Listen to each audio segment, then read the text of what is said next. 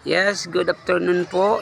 Dito po tayo ngayon sa bahay, no, sa Jesus Christ the Light of Life Community Church. Yan po yung ating area. Kaso puro puno po ng patula. Yan, yung ito po yung pathways namin. Punta po doon. Yan po yung patula natin sa taas, oh. Dami-daming bunga niya, no. Yan ang mga pagpapala ng Diyos na binibigay ito, oh. Hindi ko tinatanggal banditas kasi namin yan, oh. Sa daan yan, oh. Oh, puro bunga. Halos parang kada dahon puro ng bunga, oh. Hanggang dito yun, oh.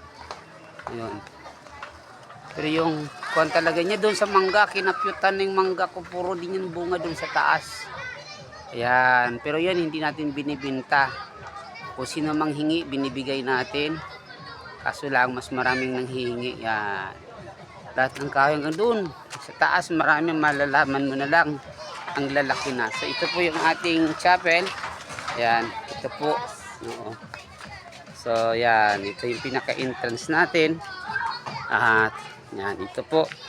Ito po yung yan, yung bakanting lote natin. At ito po yung ating worship hall. Yan, diyan po kami nananambahan. Ito po. Yan, ito po yung working table ko. Yan. Maraming mga relo, no? Mga relo ay dinadala natin dito sa bahay. This is the way how to support God's ministry here in Muntinlupa, sapagkat tayo po ay pioneering work, self-supporting, self-propagation, namumuhay lang sa ayon sa habag ng Diyos. So ito po yung aming Samaritan Bayanihan Savings Incorporated, at isa po yan sa mga programa ng simbahan natin na lahat ng mga umatin dito ng mga bata ay member po sila, para yung kanilang birthday cake ay sagot na. Pag ang nanay ay naging member po nito sa halagang 10 piso kada linggo, ay 10 piso lang po yan savings natin, no? Pag buntis, pag nanganak, may 500 to 15,000.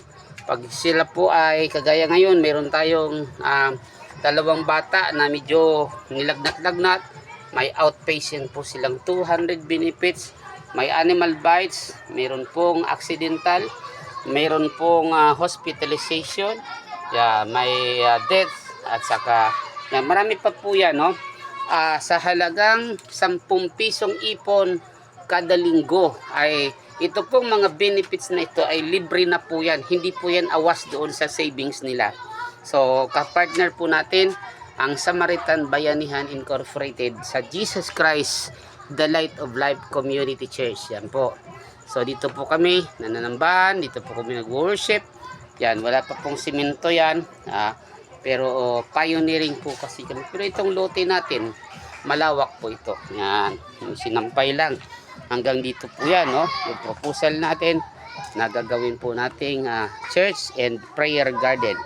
Yan po yung mga halaman natin. Ito yung mga sili na malalaki. So yun, no? So yun. Magmula doon hanggang dito ang church, no?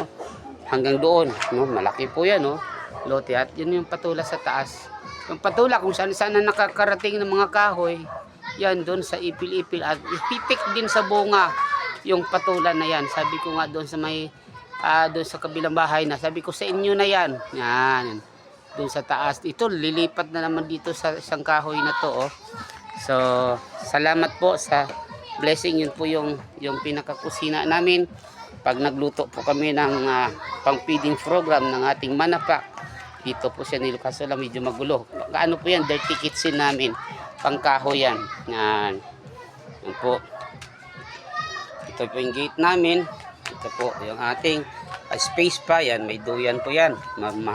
Ma-presko po dito, no? Kung gusto mo mag-relax, gusto mo magpagaling, yan, makakasagap ka ng libreng oxygen at libreng negative ion. Yan, sa ibabaw po niya, no? Nakaduyan-duyan ka dyan. Habang nagduduyan ay hihigop ka ng sariwang hangin. Yan, ito po yung likod natin. Yan, so ito po yung poste na gagawing church hanggang dun.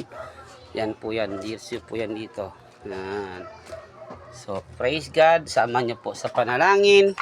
Kailangan po namin ng mga construction materials. Ayan po, dito po. Ayan, CR. Kailangan po namin ng hollow blocks, semento, yero, no? So we are still praying that God will provide dito po sa atin pong gawaing pioneering works sa Muntinlupa, Sitio Daang Hari, Biason Road, Poblasyon, Muntinlupa. Yan po ang aming Jesus Christ, the Light of Life Community Church. Salamat po sa Panginoon at sama niyo po kami sa panalangin. God bless po. Ito po ang inyong kamanggagawa sa Panginoon, Reverend Pastor Louie La Chica. God bless you po. Ito po yung aking mga certificate. Yan po yung aking certificate of ordination. May tubo lang, no? Yan. Ito po yung aking certificate and authorized to makapag-apply po tayo ng CRASAM. License to solemnize. Ito po yung barangay clearance. Ito naman po yung certificate natin ng ano ba yan? Solemnizing officer training and workshop.